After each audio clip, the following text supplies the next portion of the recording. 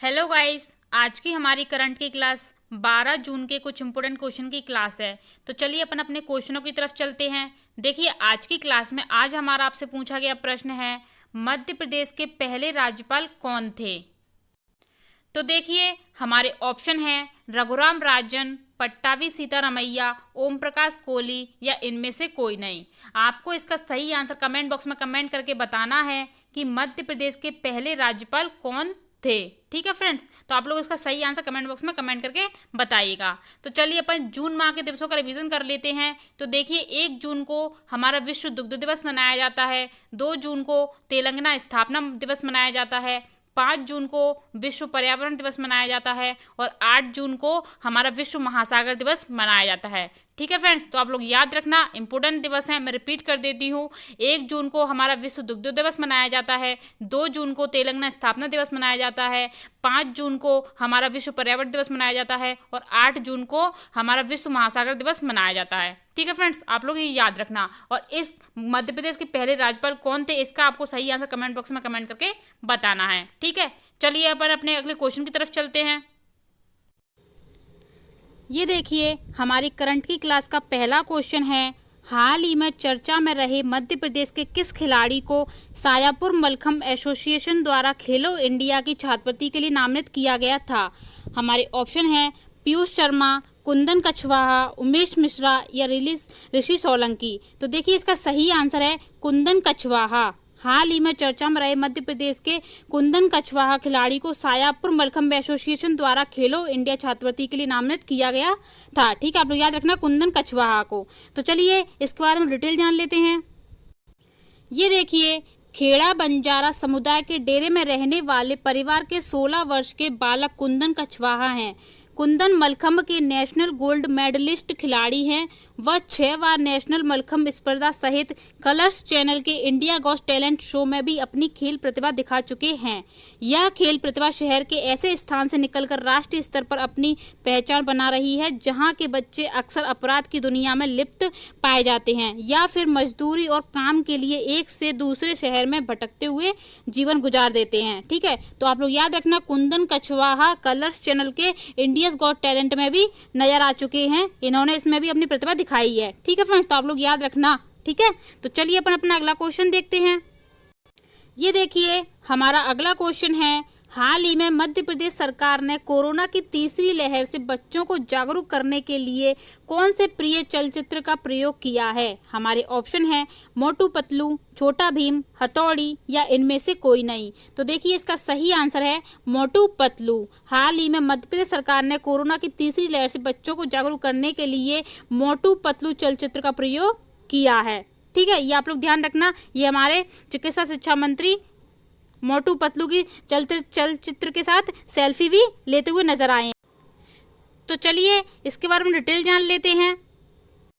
ये देखिए, मध्य प्रदेश में संभावित तीसरी लहर को देखते हुए बच्चों को इससे बचाने की कवायद शुरू कर दी गई है। इसके लिए मध्य प्रदेश में अब बच्चों के लिए बनाए गए कार्टून पात्र मोटू पतलू का सहारा लिया जा रहा है ताकि गंभीर इस विषय को पॉजिटिव तरीके से लोगों के बीच पहुंचाया जा सके। चिकित्सा शिक्षा मंत्री ने मोटू पतलू के पात्र और बच्चों के साथ सेल्फी ली। शासन के प्रयासों के कारण ही अब लोग बड़ी संख्या में वैक्सीन लगवाने लगे हैं। राजधानी भोपाल में ही गुरुवार को रिकॉर्ड 40,000 से ज़्यादा लोगों को वैक्सीन लगाई गई। ठीक है, ये वैक्सीन है फ्रेंड्स। ठीक है, तो 40,000 लोगों को वैक्सीन लगाई गई है। ठीक है, तो कोरोना में तीसरी लहर से बचने के लिए बच्चों को मोटू पतलू कार्टून पात्र का सहारा लिया जा रहा है। ठीक है, आप लोग ये याद रखना। चलिए अपन अगला क्वेश्चन देखते हैं। ये देखिए, हमारा अगला क्वेश्चन है, हाल ही में मध्य प्रदेश की आलू की पहली टिश्यू कल्चर लैब किस जिले में बनाई जाएगी। हमारे ऑप्शन हैं ग्वालियर, नीमच, भोपाल या सागर। तो देखिए, इसका सही आंसर है ग्वालियर। हाल ही में मध्य प्रदेश की आलू की पहली टिश्यू कल्चर लैब ग्वालियर जिले में बनाई जाएगी। ठीक है फ्रेंड्स, आप लोग ये याद रखना। चलिए इसके बारे में डिटेल जान लेते हैं। तो ये देखिए, मध्य प्रदेश की आलू की पहली टिश्यू कल्चर लैब ग्वालियर के बेहट में बनेगी और ग्वालियर में ही केंद्रीय आलू अनुसंधान केंद्र स्थापित है। इसके बनने से यहाँ के किसानों को आलू की उन्नत किस्म की अच्छी पैदावार में लाभ मिलेगा। ठीक है फ्रेंड्स, तो आप लोग ये जरूर याद रखना, ग्वालियर में ही केंद्रीय आलू अनुसंधान केंद्र स्थापित है। ठीक है फ्रेंड्स, ये इंपोर्टेंट है, एग्जाम में पूछा जा सकता है, तो आप लोग इसे याद रखना। ठीक है, चलिए अपन अपना अगला क्वेश्चन देखते हैं। ये देखिए अगला क्वेश्चन है, हाल ही में मध्य प्रदेश भू संपदा विनियामक प्राधिकरण रेरा का सदस्य किसे नियुक्त किया जाएगा? हमारे ऑप्शन है विश्वजीत सिंह, सुरेंद्र सिंह राजपूत, अनूप कटारे या इनमें से कोई नहीं। तो देखिए इसका सही आंसर है सुरेंद्र सिंह राजपूत।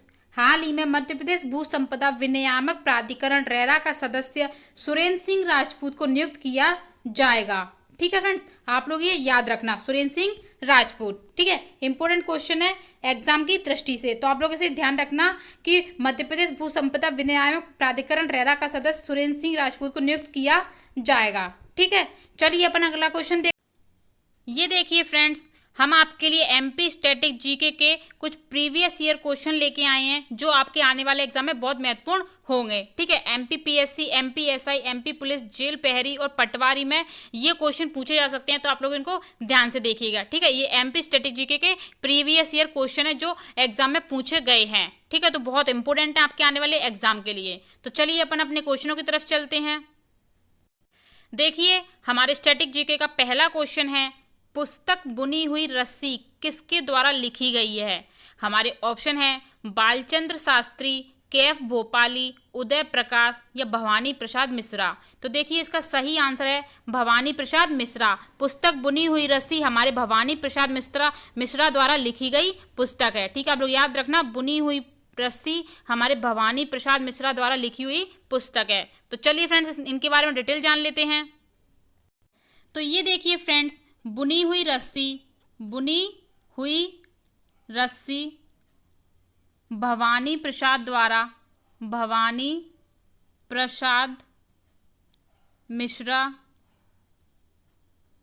द्वारा लिखी हुई एक पुस्तक है। ठीक है, ये आप लोग याद रखना। ठीक है, जिनके लिए उन्हें 1972 में साहित्य अकादमी पुरस्कार से सम्मानित किया गया था। बुनी हुई रस्सी पुस्तक के लिए ही उन्हें 1972 में साहित्य अकादमी पुरस्कार से सम्मानित किया गया था। ठीक है फ्रेंड्स, आप लोग ये याद रखना, इंपोर्टेंट है। 1972 में सन जरूर याद रखना, 1972 में साहित्य अकादमी पुरस्कार से सम्मानित किया गया था बुनी हुई रस्सी पुस्तक के लिए। ठीक है, आप लोग ये याद रखना। हिंदी के विख्यात साहित्यकार, लेखक और कवि हैं हमारे भवानी प्रसाद मिश्रा। ठीक है फ्रेंड्स, आप लोग याद रखना, हिंदी के बहुत बड़े प्रसिद्ध कवि हैं और तथा ये गांधीवादी विचारक भी थे। ठीक है, आप लोग याद रखना, गांधीवादी विचारक भी थे। भवानी प्रसाद मिश्रा गांधीवादी विचारक थे। ठीक है, इनके जन्म की बात करें, जिनका जन्म कब हुआ था, तो इनका जन्म हुआ था 29 मार्च 1913 को। 29 मार्च 1913 को इनका जन्म हुआ था होशंगाबाद में। ठीक है, मध्य प्रदेश के होशंगाबाद में इनका जन्म हुआ था, मध्य प्रदेश के। ठीक है, भवानी प्रसाद मिश्रा का, ये आप लोग याद रखना। ठीक है फ्रेंड्स, इनकी कुछ प्रमुख कृतियां हैं, तो वो आप लोग देख लीजिए कौन कौन सी हैं। तो गीत फरोश, चकित है दुख, खुशबू के शिलालेख, मानसरोवर दिन, नीली रेखा तक, ये इनकी प्रसिद्ध प्रमुख कृतियां हैं। ठीक है, आप लोग इसको याद रखना, मैं लिख देती हूँ। गीत फरोश, चकित है दुख, मानसरोवर दिन, नीली रेखा तक, ये इनकी प्रमुख कृतियां हैं। ठीक है, ये आप लोग याद रखना। ठीक है, भवानी प्रसाद की मृत्यु की बात करेंगे, मृत्यु कब हुई थी, तो 20 फरवरी 1985 को नरसिंहपुर में इनकी मृत्यु हुई थी। ठीक है, आप लोग याद रखना, 20 फरवरी 1985 को इनकी मृत्यु हो गई थी नरसिंहपुर में। ठीक है, सारे फैक्ट इंपोर्टेंट है, मैं एक बार रिपीट कर देती हूँ, आप लोग ध्यान से सुन लेना। इंपोर्टेंट फैक्ट है, आप लोग लिख भी लेना। ठीक है फ्रेंड्स, तो बुनी हुई रस्सी के किसके द्वारा लिखित गई पुस्तक है, तो भवानी प्रसाद द्वारा लिखी गई पुस्तक है, जिसके लिए 1972 में उन्हें साहित्य अकादमी पुरस्कार से सम्मानित किया गया था। ठीक है, ये हमारे हिंदी के प्रसिद्ध कवि और गांधीवादी विचारक थे। ये प्रसिद्ध विख्यात साहित्यकार, लेखक, कवि हैं ये, जिनका जन्म 29 मार्च 1913 में होशंगाबाद में हुआ था। इनकी मृत्यु हुई थी 20 फरवरी 1985 को नरसिंहपुर में, मध्य प्रदेश के। ठीक है, आप लोग ये याद रखना। इनकी प्रमुख कृतियां कौन कौन सी हैं? तो गीत फरोश, चकित है दुख, खुशबू के शिलालेख, मानसरोवर दिन, नीली रेखा तक। ठीक है, ये इनकी प्रमुख कृतियां हैं। आप लोग इनकी प्रमुख कृतियों के नाम जरूर याद रखना। ये कृतियां एग्जाम में पूछी जा सकती हैं कि गीत फरोश किसके द्वारा लिखित करती, तो ये सब पूछे जा सकते हैं, आप लोग इसको ध्यान रखना। ठीक है, तो ये इन्हीं के द्वारा लिखी गई हैं, भवानी प्रसाद मिश्रा द्वारा। मैं रिपीट कर देती हूँ, गीत फरोश, चकित है दुख, खुशबू के शिलालेख, मानसरोवर, नीली रेखा तक। ठीक है, इंपॉर्टेंट फैक्ट है, इसलिए मैं आपको इतनी बार बार रिपीट करती हूँ जिससे आपको ये याद रहे। ठीक है फ्रेंड्स, तो आप लोग ये याद रखना। और बुनी हुई रस्सी बेहद बहुत प्रसिद्ध पुस्तक है, तो आप लोग ये भी याद रखना, भवानी प्रसाद द्वारा लिखी हुई। ठीक है फ्रेंड्स, तो आप लोग ये ध्यान रखना। चलिए अपन अपना अगला क्वेश्चन देखते हैं। ये देखिए, अगला क्वेश्चन है, बचपन बचाओ आंदोलन की शुरुआत 1980 में मध्य प्रदेश के किस शख्स ने की? हमारे ऑप्शन है शंकर दयाल शर्मा, कैलाश सत्यार्थी, लता मंगेशकर, इनमें से कोई नहीं। तो देखिए, इसका सही आंसर है कैलाश सत्यार्थी। बचपन बचाओ आंदोलन की शुरुआत 1980 में मध्य प्रदेश के कैलाश सत्यार्थी ने की थी। ठीक है, आप लोग ये याद रखना। तो चलिए इनके बारे में डिटेल जान लेते हैं। तो ये देखिए फ्रेंड्स, 1980 में बचपन बचाओ आंदोलन की शुरुआत की थी। बचाओ आंदोलन की शुरुआत कैलाश सत्यार्थी ने की थी। कैलाश सत्यार्थी। ठीक है, आप लोग याद रखना, कैलाश सत्यार्थी ने बचपन बचाओ आंदोलन की शुरुआत की थी और 1980 में, ठीक है, इस आंदोलन की शुरुआत की थी कैलाश सत्यार्थी ने। कैलाश सत्यार्थी का जन्म कहाँ हुआ था? कैलाश सत्यार्थी का जन्म, तो इनका जन्म हुआ था 11 जनवरी 1954 को। 11 जनवरी 1954 को विदिशा में इनका जन्म हुआ था। ठीक है, विदिशा में। आप लोग याद रखना, इनका जन्म पूछ रहा था कि कैलाश सत्यार्थी का जन्म कहाँ हुआ था, तो इनका जन्म विदिशा जिले में हुआ था 11 जनवरी 1954 को। ठीक है फ्रेंड्स, 1980 में बचपन बचाओ आंदोलन की शुरुआत की थी। ठीक है, इनके कार्यों के लिए इन्हें विभिन्न राष्ट्रीय और अंतर्राष्ट्रीय सम्मान व पुरस्कारों द्वारा सम्मानित भी किया गया है। ठीक है, आप लोग ये याद रखना, इनके कार्यों के लिए इन्हें राष्ट्रीय और अंतर्राष्ट्रीय सम्मान और पुरस्कारों से सम्मानित किया गया है कैलाश सत्यार्थी को। ठीक है, आप ये याद रखना। और इन्हीं पुरस्कारों में इन्हें 2014 का नोबेल शांति पुरस्कार भी मिला था। 2014 में कैलाश सत्यार्थी को नोबेल शांति पुरस्कार से भी सम्मानित किया गया है। ठीक है फ्रेंड्स, आप लोग याद रखना। जो इन्हें पाकिस्तान की नारी शिक्षा कार्यकर्ता मलाला यूसुफजई के साथ मिला था। ठीक है, 2014 में ही पाकिस्तान की नारी शिक्षा कार्यकर्ता मलाला यूसुफजई को भी नोबेल शांति पुरस्कार मिला था, और जे इन्हें 2014 में कैलाश सत्यार्थी के साथ ही मिला था, प्रदान किया गया था। ठीक है, तो आप लोग ये याद रखना कि इन्हें 2014 में नोबेल शांति पुरस्कार भी शामिल मिला था। ये आप लोग याद रखना, कैलाश सत्यार्थी को। तो ये इनके बारे में इंपॉर्टेंट फैक्ट थे जो एग्जाम में पूछे जाते हैं, तो आप लोग इनको ध्यान रखना। ठीक है फ्रेंड्स, मैं एक बार रिपीट कर देती हूँ, तो आप लोग सुन लीजिएगा, और इंपॉर्टेंट फैक्ट है तो आप लोग लिख भी लेना अपने नोट्स में। ठीक है, तो देखिए, कैलाश सत्यार्थी का जन्म हमारे कहाँ हुआ था? तो 11 जनवरी 1954 को विदिशा जिले में हुआ था। 1980 में बचपन बचाओ आंदोलन की शुरुआत की थी कैलाश सत्यार्थी ने। इनके कार्यों के लिए इन्हें राष्ट्रीय और अंतर्राष्ट्रीय सम्मानों और पुरस्कारों के द्वारा सम्मानित भी किया गया है। और इन्हें पुरस्कारों में 2014 का नोबेल शांति पुरस्कार मिला था कैलाश सत्यार्थी को, और इन्हीं के साथ इन्हें पाकिस्तान की नारी शिक्षा कार्यकर्ता मलाला यूसुफजई के साथ इन्हें सम्मिलित रूप से प्रदान किया गया था। ठीक है, कैलाश सत्यार्थी और मलाला यूसुफजई को साथ में सम्मिलित रूप से प्रदान किया गया था ये पुरस्कार। ठीक है फ्रेंड्स, तो आप लोग ये याद रखना, ये इनके बारे में इंपॉर्टेंट फैक्ट हैं जो एग्जाम में पूछे जा सकते हैं। ठीक है, ये प्रश्न एग्जाम में ही पूछा गया है कि बचपन बचाओ आंदोलन की शुरुआत 1980 में किसके द्वारा की गई थी। ठीक है, तो ये एग्जाम में पूछे जाते हैं ऐसे फैक्ट, तो आप लोग इन्हें याद रखना। ठीक है फ्रेंड्स, इंपॉर्टेंट हैं। तो चलिए अपन अपना अगला क्वेश्चन देखते हैं। ये देखिए, अगला क्वेश्चन है, किस वर्ष में निदा फजली को पद्मश्री पुरस्कार से सम्मानित किया गया था? हमारे ऑप्शन है 2011, 2012, 2013 या 2014। तो देखिए, इसका सही आंसर है 2013। 2013 वर्ष में निदा फजली को पद्मश्री पुरस्कार से सम्मानित किया गया था। ठीक है फ्रेंड्स, चलिए अपन इनके बारे में डिटेल जान लेते हैं। तो ये देखिए फ्रेंड्स, 2013 में निदा फजली को पद्मश्री से सम्मानित किया गया था। ठीक है, आप लोग ये याद रखना। 2013 में सम्मानित किया गया था पद्म श्री से निदा फजली को। ठीक है फ्रेंड्स, ये हिंदू और उर्दू के मशहूर शायर थे। हिंदी और उर्दू के मशहूर शायर थे। ठीक है, आप लोग ये याद रखना। इनका पूरा नाम क्या था? तो इनका पूरा नाम था मुक्तदा हसन निदा फजली। ठीक है, इनका पूरा नाम आप लोग याद रखना।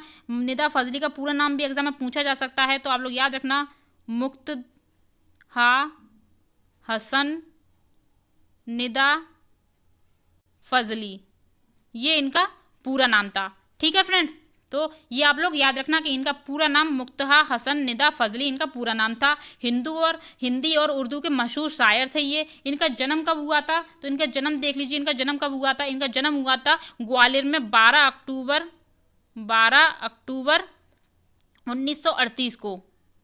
1938 को ग्वालियर में इनका जन्म हुआ था निदा फजली का। ठीक है फ्रेंड्स, आप लोग ये याद रखना। सरफरोश फिल्म की मशहूर गजल है एक, होश वालों को खबर क्या, ये निदा फजली ने ही लिखी है। ठीक है फ्रेंड्स, ये मशहूर गजल है, आप सभी लोगों ने सुनी होगी। होश वालों को खबर क्या, ये बहुत ही प्रसिद्ध गजल है। तो ये सरफरोश फिल्म में मशहूर निदा फजली ने ही लिखी है। ठीक है फ्रेंड्स, आप लोग ये भी याद रखना। होश वालों को खबर क्या, ये किसने के द्वारा लिखी हुई गजल है, ये एग्जाम में पूछा जा सकता है। तो इसका सही आंसर निदा फजली। ठीक है फ्रेंड्स, इनकी मृत्यु कब हुई थी? तो 8 फरवरी 2016 को मुंबई में इनकी मृत्यु हो गई थी। ठीक है फ्रेंड्स, 8 फरवरी 2016 को मुंबई में इनकी मृत्यु हो गई थी। ठीक है, आप लोग याद रखना। इनका जन्म भी याद रखना। इनका जन्म 12 अक्टूबर 1938 को ग्वालियर में हुआ था। ठीक है, मैं सारे फैक्ट एक बार रिपीट कर देती हूँ, सारे फैक्ट इंपोर्टेंट हैं। कि निदा फजली को 2013 में पद्मश्री से सम्मानित किया गया था। निदा फजली का पूरा नाम है मुक्तदा हसन निदा फजली। हिंदी और उर्दू के मशहूर शायर थे ये। इनका जन्म हुआ था 12 अक्टूबर 1938 को ग्वालियर में। ठीक है, सरफरोश फिल्म मूवी में इन्होंने मशहूर गज़ल लिखी है, होश वालों को खबर के, इनकी मशहूर गज़ल है।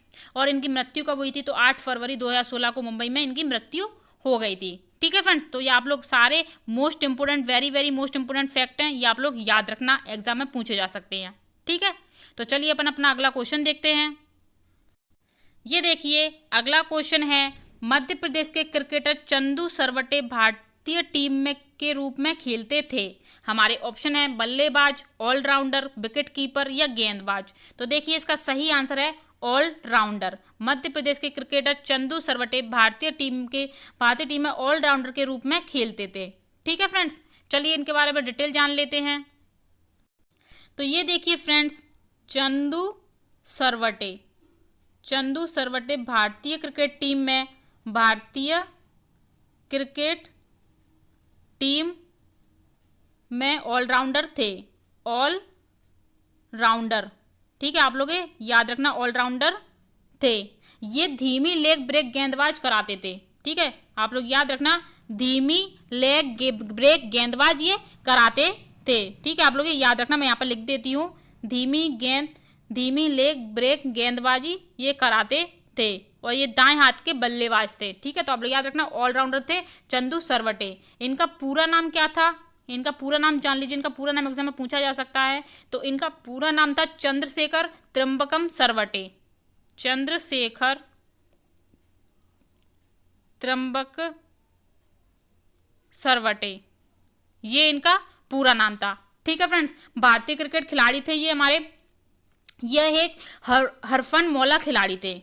ठीक है, हरफन मौला खिलाड़ी थे ये चंदू सरवटे।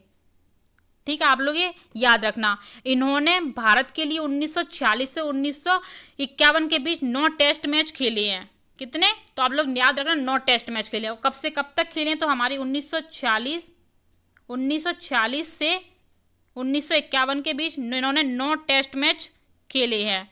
ठीक है फ्रेंड्स, आप लोग ये याद रखना। तो मैं इनके बारे में रिपीट कर देती हूँ, इनके इंपॉर्टेंट फैक्ट हैं ये, तो आप लोग याद रखना कि भारतीय क्रिकेट खिलाड़ी थे ये। चंदू सरवटे का पूरा नाम क्या था? तो चंद्रशेखर त्र्यंबकम सरवटे इनका पूरा नाम था। ठीक है, इन्होंने 1940 से 1951 के बीच 9 टेस्ट मैच खेले हैं। ये धीमी लेग ब्रेक गेंदबाज कराते थे और ये दाएं हाथ से बल्लेबाज करते थे और ये हमारे ऑलराउंडर खिलाड़ी थे चंदू सरवटे। ठीक है फ्रेंड्स, इनका पूरा नाम आप जरूर याद रखना, ये एग्जाम में पूछा जा सकता है कि इनका पूरा नाम क्या था। तो इनका पूरा नाम चंद्रशेखर त्र्यंबकम सरवटे थे, इन्हें चंदू सरवटे कह के बुलाया जाता था। ठीक है फ्रेंड्स, आप लोग ये याद रखना, जो हमारे ऑलराउंडर थे, खिलाड़ी थे। ठीक है, तो चलिए अपन अपना अगला क्वेश्चन देखते हैं। ये देखिए अगला क्वेश्चन है, राजा मानसिंह तोमर विश्वविद्यालय कहाँ स्थित है? हमारे ऑप्शन है सागर, ग्वालियर, भोपाल या इंदौर। तो देखिए इसका हमारा सही आंसर है ग्वालियर। राजा मानसिंह तोमर विश्वविद्यालय हमारे ग्वालियर जिले में स्थित है। ठीक है फ्रेंड्स, आप लोग ये याद रखना। चलिए इसके बारे में डिटेल जान लेते हैं। तो ये देखिए फ्रेंड्स, राजा मानसिंह तोमर विश्वविद्यालय हमारे ग्वालियर जिले में स्थित है। ग्वालियर जिले में स्थित है। ठीक है, राजा मानसिंह तोमर के नाम पर यह विश्वविद्यालय बना हुआ है। राजा मानसिंह तोमर विश्वविद्यालय हमारे ग्वालियर जिले में स्थित है। ठीक है, राजा मानसिंह तोमर ने ग्वालियर में गुजरी महल और सासबहू मंदिर बनवाए थे। ठीक है, राजा मानसिंह तोमर ने गुजरी महल और सासबहू का मंदिर बनवाए थे। ठीक है, ये ग्वालियर के किले में स्थित है। आप लोग ये याद रखना, ग्वालियर के किले में ये गुजरी महल और सासबहू का मंदिर स्थित है। ठीक है, और फ्रेंड्स यहाँ पर देखने योग्य क्या क्या है ग्वालियर में? तो छतरी बाग, ग्वालियर का किला, मान मंदिर, सूर्य मंदिर, मोती महल, रूप सिंह स्टेडियम और एकमात्र तेली का मंदिर। ठीक है, ये ग्वालियर में स्थित है। तेली का मंदिर स्थित है, छतरी बाग स्थित है, छतरी बाग, मोती महल स्थित है, मोती महल, रूप सिंह स्टेडियम स्थित है, रूप सिंह स्टेडियम, जिसे दूधिया रोशनी स्टेडियम भी कहा जाता है। ठीक है फ्रेंड्स, और सूर्य मंदिर है, ग्वालियर का किला है, जिसे जिब्राल्टर ऑफ इंडिया कहते हैं ग्वालियर के किले को, ये भी याद रखना। और मान मंदिर स्थित है, मान मंदिर ये ग्वालियर में ही स्थित है। ग्वालियर में ही सरोदघर स्थित है, ये आप लोग याद रखना। मशहूर तानसेन का मकबरा यही ग्वालियर में ही स्थित है। ठीक है, तानसेन का मकबरा ग्वालियर जिले में ही स्थित है, ये भी आप लोग याद रखना। लक्ष्मीबाई शारीरिक शिक्षा महाविद्यालय ग्वालियर में है। लक्ष्मीबाई शारीरिक शिक्षा महाविद्यालय ग्वालियर जिले में ही स्थित है। ठीक है, घाटी गांव अभ्यारण्य सोन चिड़िया के लिए संरक्षित हमारे ग्वालियर जिले में ही स्थित है। और मध्य प्रदेश का सबसे बड़ा व्यापारिक मेला ग्वालियर जिले में ही लगता है। एनसीसी का प्रशिक्षण केंद्र भी कॉलेज हमारे ग्वालियर जिले में स्थित है। एनसीसी का प्रशिक्षण महिला प्रशिक्षण कॉलेज हमारे ग्वालियर जिले में ही स्थित है। ठीक है फ्रेंड्स, तो ये सारे इंपॉर्टेंट फैक्ट आप लोग याद रखना। मैं एक बार रिपीट कर देती हूँ, आप लोग सुन लेना या अपने नोट्स में लिख लेना। सारे ही इंपॉर्टेंट फैक्ट हैं, मोस्ट इंपॉर्टेंट एग्जाम में पूछे जा सकते हैं। फ्रेंड्स, एक भी फैक्ट ऐसा नहीं है जो एग्जाम में पूछा ना जाए, सारे ही इंपॉर्टेंट फैक्ट हैं एग्जाम में पूछने लायक, तो आप लोग इनको याद रखना। ठीक है, मैं एक बार रिपीट कर देती हूँ कि राजा मानसिंह तोमर विश्वविद्यालय हमारे ग्वालियर जिले में स्थित है और राजा मानसिंह तोमर ने ही ग्वालियर में गुजरी महल और सासबहू का मंदिर बनवाया था, जो कि हमारे ग्वालियर के किले में स्थित है। ठीक है फ्रेंड्स, तो आप लोग ये याद रखना। ग्वालियर में ही सरोदघर ग्वालियर में है, तानसेन का मकबरा भी ग्वालियर में है, छतरी बाग हमारा ग्वालियर में स्थित है, ग्वालियर का किला है, मान मंदिर है, शूर मंदिर है, रूप सिंह स्टेडियम है, तेली का मंदिर, एकमात्र तेली का मंदिर हमारे ग्वालियर जिले में ही स्थित है। गुजरी महल यहीं पर स्थित है, मोती महल यहीं है स्थित है हमारे ग्वालियर में ही, ये आप लोग याद रखना। लक्ष्मीबाई शारीरिक शिक्षा महाविद्यालय ग्वालियर में ही है। ठीक है, घाटी गांव अभ्यारण्य सोन चिड़िया का संरक्षण के लिए हमारे ग्वालियर जिले में ही स्थित है। एनसीसी का महिला प्रशिक्षण केंद्र हमारे ग्वालियर में ही है। कॉलेज एनसीसी का महिला प्रशिक्षण कॉलेज हमारे ग्वालियर जिले में ही स्थित है। और फ्रेंड्स, मध्य प्रदेश का सबसे बड़ा व्यापारिक मेला हमारे ग्वालियर जिले में ही लगता है। ठीक है, आप लोग ये याद रखना। ठीक है फ्रेंड्स, तो चलिए अपन अपना अगला क्वेश्चन देखते हैं। ये देखिए हमारा अगला क्वेश्चन है, त्योहारों की शुरुआत के साथ ही बरेदी नृत्य किया जाता है। हमारे ऑप्शन है होली, नवरात्रि, दिवाली या वैसाखी। तो देखिए इसका सही आंसर है दिवाली। दिवाली त्योहार की शुरुआत के साथ ही बरेदी नृत्य किया जाता है। ठीक है फ्रेंड्स, चलिए इसके बारे में डिटेल जान लेते हैं। तो ये देखिए फ्रेंड्स, दिवाली त्योहार के साथ, दिवाली त्योहार के साथ बरेदी नृत्य किया जाता है, बरेदी नृत्य किया जाता है। ठीक है। बुंदेलखंड की परंपरा बरेदी नृत्य में बुंदेली लोक संस्कृति की झलक छिपी होती है इस नृत्य में। ठीक है, बुंदेली लोक संस्कृति की झलक इसी नृत्य में छिपी होती है, जिसमें हमें इसकी झलक देखने को मिलती है लोक संस्कृति की। ठीक है फ्रेंड, आप लोग याद रखना, बुंदेली, बुंदेलखंड की परंपरा लोकगीत की झलक के कारण इसके नृत्य में दिखती है। ठीक है, आप लोग ये याद रखना। परंपरा में यह बरेदी नृत्य होता है, ये इसकी परंपरा है। बुंदेलीखंड की परंपरा है कि बरेदी नृत्य दिवाली के भैया भाई दूज और परवा को ये नृत्य होता है। तो आप लोग याद रखना, दिवाली के कब होता है, तो दिवाली के बाद परवा, परवा और भाई दूज, भाई दूज को इस नृत्य को किया जाता है। ठीक है फ्रेंड, और बुंदेली में इसे दिवारी भी कहते हैं, देवारी, ये भी आप लोग याद रखना। ठीक है फ्रेंड्स, बुंदेली में इसे दिवारी नृत्य भी कहते हैं। ठीक है, तो आप लोग इसे याद रखना कि दिवाली के बाद परवा और भाई दूज के बाद इस नृत्य को किया जाता है, और बुंदेली में इसे दिवारी नृत्य कहते हैं, और दिवाली त्योहार के साथ ही बरेदी नृत्य को किया जाता है। ठीक है फ्रेंड, बरेदी नृत्य या दिवारी नृत्य, बरेदी नृत्य को ही दिवारी नृत्य कहा जाता है। ठीक है, आप लोग ये याद रखना। ठीक है फ्रेंड, चलिए अपन अपना अगला क्वेश्चन, ये देखिए, कल की करंट की क्लास में हमारा आपसे पूछा गया प्रश्न था, मध्य प्रदेश के किस जिले में जहाज महल स्थित है। हमारे ऑप्शन है दतिया, ओरछा, धार या झाबुआ। तो देखिए इसका सही आंसर है धार। मध्य प्रदेश के धार जिले में जहाज महल स्थित है। ठीक है फ्रेंड्स, तो चलिए अपन इसके बारे में डिटेल जान लेते हैं। तो ये देखिए, मध्य प्रदेश के धार जिले में जहाज महल स्थित है, जहाज महल। ठीक है, आप लोग ये याद रखना, मध्य प्रदेश के जहाज महल धार जिले में स्थित है। धार जिले के मांडू शहर में ये महल स्थित है। ठीक है, मांडू शहर में कौन कौन से महल स्थित हैं, तो यहाँ पे जहाज महल है, हिंडोला महल है, अशरफी महल है, माई दाई का महल है। तो ये सब महल हमारे मांडू शहर में स्थित हैं, और मांडू शहर हमारा धार जिले में है। ठीक है, आप लोग याद रखना, मध्य प्रदेश के धार जिले में जहाज महल स्थित है, जो कि हमारे धार जिले के मांडू शहर में। तो जहाज महल, हिंडोला महल, अशरफी महल, दाई का महल, ये सब हमारे मांडू में स्थित हैं। ठीक है फ्रेंड्स, चलिए अपन 11 जून के करंट के क्वेश्चनों का रिवीजन कर लेते हैं। ये देखिए फ्रेंड्स, हमारे 11 जून के करंट के क्वेश्चनों का रिवीजन कर लेते हैं। तो देखिए, पहला क्वेश्चन है, दुर्लभ वन्य जीवों का संगम होने के कारण कूनो नेशनल पार्क चर्चा में आ गया है, यह स्थित है। तो देखिए इसका सही आंसर है श्योपुर जिले में कूनो पालनपुर नेशनल पार्क स्थित है। ठीक है, चलिए अगला क्वेश्चन देखते हैं। ये देखिए, मध्य प्रदेश के किस शहर में मल्टी प्रोडक्ट औद्योगिक क्षेत्र स्थापित किए जाएंगे। तो देखिए इसका सही आंसर है मुरैना। ठीक है, मल्टी प्रोडक्ट औद्योगिक क्षेत्र हमारे मुरैना जिले में स्थापित किए जाएंगे। ठीक है, चलिए अगला क्वेश्चन देखते हैं। देखिए, हाल ही में मंत्री ओम प्रकाश सकलेचा ने किस जिले में 100 टेक्सटाइल उद्योग लगाने की घोषणा की है। तो देखिए इसका सही आंसर है नीमच में ओम प्रकाश सकलेचा ने 100 टेक्सटाइल उद्योग लगाने की घोषणा की है। ठीक है फ्रेंड, आप लोग याद रखना, नीमच में। चलिए अगला क्वेश्चन देखते हैं। ये देखिए, अगला क्वेश्चन है, हाल ही में मध्य प्रदेश के किस जिले में 14,40,000 रुपए की लागत से अंबेडकर पार्क के सौंदर्यीकरण का कार्य शुरू किया जाएगा। इसका सही आंसर है दतिया। ठीक है, आप लोग याद रखना, सही आंसर है दतिया। चलिए अगला क्वेश्चन देखते हैं। ये देखिए, हाल ही में इलेक्ट्रिक से ट्रेनों का संचालन करने वाला देश में पहला जोन कौन सा बन गया है। इसका हमारा सही आंसर है पश्चिम मध्य रेलवे। ठीक है फ्रेंड्स, पश्चिम मध्य रेलवे इलेक्ट्रिक से ट्रेनों का संचालन करने वाला देश में पहला जोन बन गया है। चलिए अपन अपना अगला क्वेश्चन देखते हैं। ये देखिए, अगला क्वेश्चन है, हाल ही में मध्य प्रदेश किन जानवरों की संख्या में नंबर 1 बन गया है। तो देखिए इसका सही आंसर है टाइगर।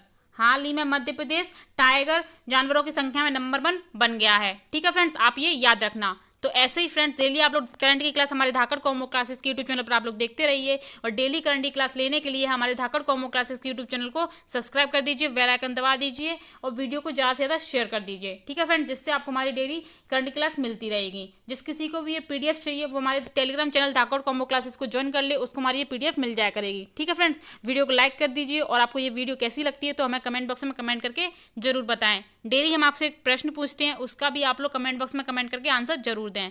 ठीक है फ्रेंड्स, तो आप लोग ये देखते रहना, और करंट के साथ साथ हम आपके लिए स्टैटिक जीके के कुछ प्रीवियस ईयर क्वेश्चन लेके आते हैं जो आपके आने वाले एग्जाम में बहुत महत्वपूर्ण होंगे। ठीक है, तो आज के लिए थैंक यू एंड धन्यवाद।